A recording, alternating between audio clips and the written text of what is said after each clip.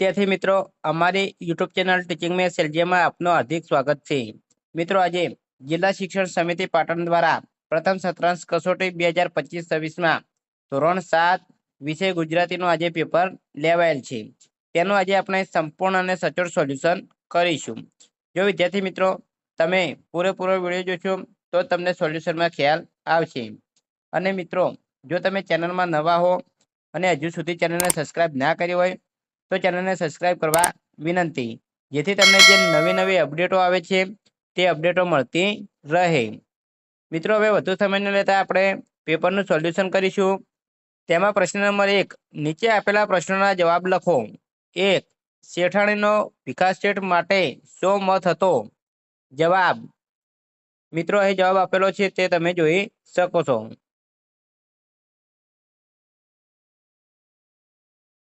2, આનંદને ભૂગર્ભ ગૃહમાં શું જોવા મળ્યું? જવાબ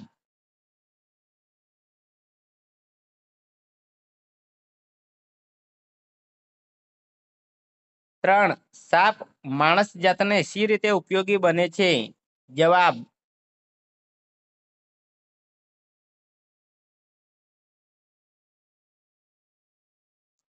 4, તમે ક્યારે ક્યારે પ્રાર્થના કરો છો? તો વિદ્યાર્થી મિત્રો આ પ્રશ્નનો જવાબ તો તમને ખ્યાલ જ હશે કે આપણે સવારે, બપોરે જ્યારે શાળામાં જઈએ છીએ ત્યારે અને સાંજે, સવાર સાંજ મંદિરમાં અને બપોરે જ્યારે શાળામાં જઈએ છીએ ત્યારે આપણે પ્રાર્થના કરીએ છીએ। 5, ચાલો ચરણ ઉપાડો કાવ્ય દ્વારા શો સંદેશ મળે છે? જવાબ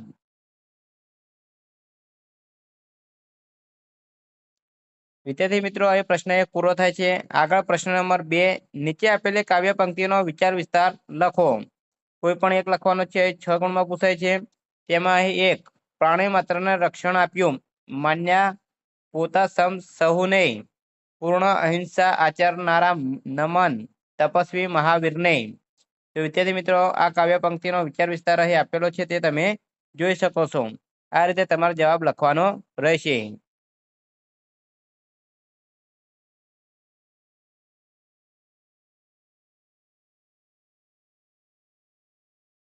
બીજા નંબરમાં આપેલું છે, શેરે વળાવી સજ કરું ઘરે આવો નહીં, આંગણે પથરાવું ફૂલ વાલમ ઘરે આવો નહીં, ઉતારા દેશું ઓરડા ઘરે આવો નહીં, દેશું દેશું મેળીના મોલ મારે ઘેર આવો નહીં। એ જવાબ આપેલો છે તે તમે જોઈ શકો છો।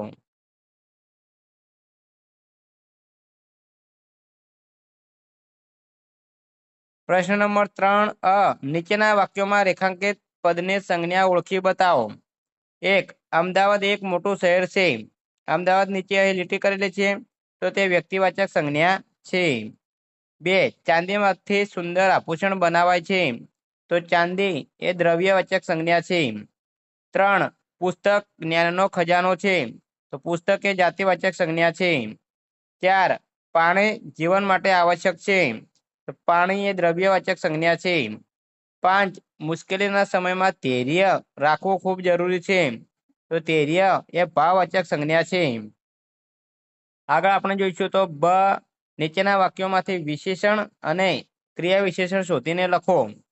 1, ગામમાં એક શાંત સરોવર છે તો એ વિશેષણ શાંત આવશે અને ક્રિયા વિશેષણ સરોવર છે તે આવશે। 2, આજે આકાશમાં ઘણા તારા ચમકે છે તો એ ઘણા એ વિશેષણ છે અને ચમકે છે તે ક્રિયા વિશેષણ છે। 3, રાજા ઝડપથી દોડે છે, ઝડપથી એ વિશેષણ છે અને દોડે એ ક્રિયા વિશેષણ છે। 4, વિદ્યાર્થીઓ વર્ગમાં જોર જોરથી બોલે છે, જોર જોરથી એ વિશેષણ છે અને બોલે છે એ ક્રિયા વિશેષણ છે। 5, મારી ટ્રેન ધીમે ધીમે ચાલતી હતી તો એ ધીમે ધીમે એ વિશેષણ છે અને ચાલતી હતી તે ક્રિયા વિશેષણ આવશે। ક, કૌંસમાં આપેલા શબ્દનો યોગ્ય ઉપયોગ કરી ખાલી જગ્યા પૂરો। કૌંસમાં શબ્દો આપેલા છે તણી, કરતા, વડે, માટે, દ્વારા। તો 1, એ મુસાફરી તો ટ્રેન ખાલી જગ્યા જ થાય તો ખાલી જગ્યામાં આવશે દ્વારા। 2, વાઘ શિયાળ વરુ ખાલી જગ્યા રહેતી વગડે રાડ તો ખાલી જગ્યામાં આવશે તણી। 3, હું દીકરી ખાલી જગ્યા ઘડિયાળ લાવીશ તો ખાલી જગ્યામાં જવાબ આવશે માટે. 4 રોહિત મારા ખાલી જગ્યા ઘણો આગળ છે, તો જવાબ આવશે કરતા. 5 કાતર ખાલી જગ્યા કાગળ કાપ્યો, તો કાગળ વડે કાગળ કાપ્યો, તો ખાલી જગ્યામાં આવશે વડે. આ રીતે વિદ્યાર્થી મિત્રો ખાલી જગ્યા પૂરવાની છે. પ્રશ્ન નંબર 4 નીચેના વાક્યોમાં રેખાંકિત કરેલ શબ્દની જગ્યાએ કૌંસમાં આપેલા શબ્દનો ઉપયોગ કરી વાક્ય પરિવર્તન કરો. 1 વિશાળ એની પેચને દરરોજ માલિશ કરતો હતો. અહીં વિશાળની જગ્યાએ મીના લખવાનું છે, તો જવાબ આ રીતે આવશે મીના એની પેચને દરરોજ માલિશ કરતી હતી. 2 હું આજે અમદાવાદથી આવી ગયો. હુંની જગ્યાએ અમે આવશે, તો જવાબ આવશે અમે આજે અમદાવાદથી આવી ગયા. 3 બિલાડી ચટપટ ખીર ચાટી ગઈ. બિલાડીની જગ્યાએ કૂતરો લખીશું, જવાબ બનશે કૂતરો ચટપટ ખીર ચાટી ગયો. 4 વિદ્યાર્થીઓ અભ્યાસ કરી રહ્યા છે. વિદ્યાર્થીઓની જગ્યાએ વિદ્યાર્થીની આવશે, જવાબ આવશે વિદ્યાર્થીની અભ્યાસ કરી રહી હતી. 5 દીકરો પોતાના સંઘર્ષને જોઈને મહેનત કરવા લાગ્યો. તો દીકરો એની જગ્યાએ આવશે દીકરી. દીકરી પિતાના સંઘર્ષને જોઈ મહેનત કરવા લાગી.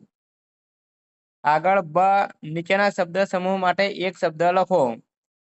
1 કન્યાને પરણતી વખતે પહેરવાનું ધોળું વસ્ત્ર, જવાબ આવશે પાનેતર. 2 પૃથ્વીનો અંદરનો પેટાળ પ્રદેશ, જવાબ આવશે ભૂગર્ભ. 3 લખતા વાંચતા નથી આવડતું તે, નિરક્ષર. 4 એક ટંક જમવું તે, એકટાણું. 5 વ્રત કે નિયમ તરીકે ન ખાવું, જવાબ આવશે ઉપવાસ.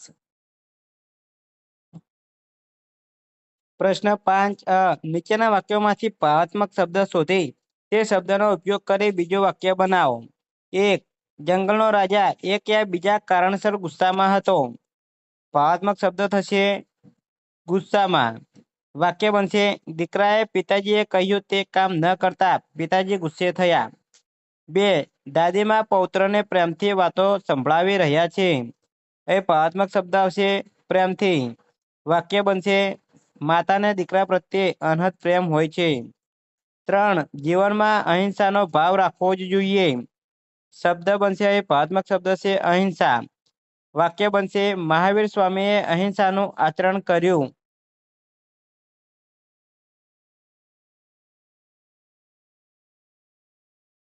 બ આપેલા શબ્દોનો ઉપયોગ કરી સંબંધની રચના કરો. અહીં કૌંસમાં શબ્દો આપેલા છે સુખ, પ્રેમ, હિંસા, દયા, ક્રોધ, નફરત. આનો ઉપયોગ કરી અને મિત્રો તમારે સંબંધની રચના કરવાની છે. આગળ અહીં પ્રશ્ન નંબર 6 નીચે આપેલા ફકરાનું વાંચન કરી પ્રશ્નોના જવાબ આપો. અહીં એક ફકરો આપેલો છે, તેના આધારે અહીં 5 પ્રશ્નો પૂછાયા છે, તેના આપણે જવાબ આપીશું. તો પ્રશ્ન નંબર 1 આ ફકરામાં કઈ પ્રક્રિયાની વાત છે? જવાબ આવશે આ ફકરામાં પ્રકાશ સંશ્લેષણ પ્રક્રિયાની વાત છે. 2 જેના કારણે વરસાદ પડે છે અને પૃથ્વી પર પાણીની ઉપલબ્ધતા જળવાઈ રહે છે. આમાં જેના એટલે શાના? તો જવાબ આવશે જેના એટલે સૂર્યપ્રકાશ. 3 પૃથ્વી પર જીવનનો મુખ્ય સ્ત્રોત કયો છે? જવાબ આવશે પૃથ્વી પર જીવનનો મુખ્ય સ્ત્રોત સૂર્યપ્રકાશ છે. 4 નીચેના શબ્દ સમૂહ માટેનો એક શબ્દ ફકરામાંથી શોધીને લખો. એ શ્વાસ અને ઉશ્વાસની પ્રક્રિયા, તેને શ્વસન કહે છે.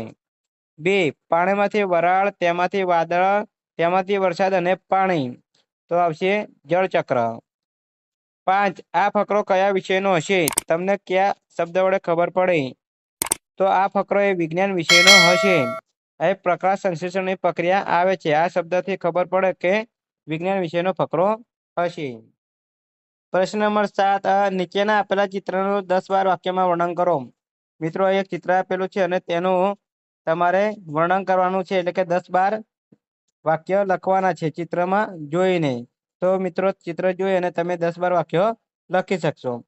આગળ જોઈશું તો બ નીચે આપેલી કાવ્ય પંક્તિનું વાંચન કરી નીચેના પ્રશ્નોના જવાબ આપો. તો એ કાવ્ય આપેલું છે મીઠા મધુને મીઠા મેહુલા રેલોલ. એના અહીં પ્રશ્નો પૂછાયા છે. તો એ પ્રશ્નોના જવાબ આપણે જોઈશું. તો કવિએ માતાને કોનાથી મીઠી કહી છે?